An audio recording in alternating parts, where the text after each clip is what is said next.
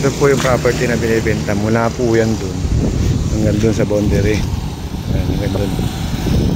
Siguro po frontage ito mga 60. Ayan. Ito po yung pamunta ng Manila o Lucena. Ito po yung pamunta ng Bicol. Yan po yung property. Ayan. 3,400 square meter. Yan po yun. Ganda po ng pisto. Ayan. Daanan po ito. Highway. National highway po ito.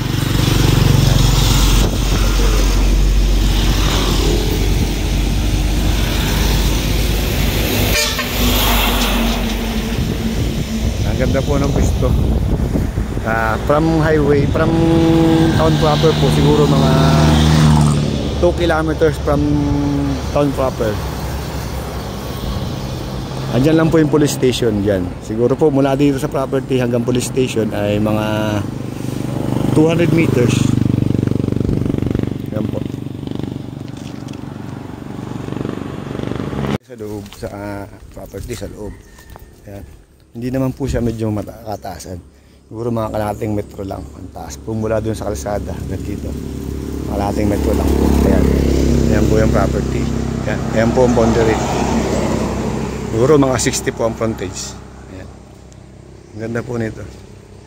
Tapos may mga nyug po dito, siguro nasa 50 piraso. Hanggang doon po yan sa may unahan pa. Sa may palayan daw po yung property. Hanggang doon sa may unahan. Ayan po, ang ganda po ng pwesto. Gandang ganda itong gayong gasolinahan, short, o kung ano po ang magandang gawin na iisip ninyo, pwede po dito.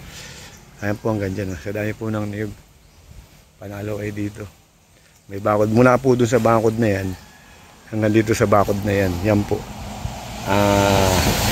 ang frontage ito 60.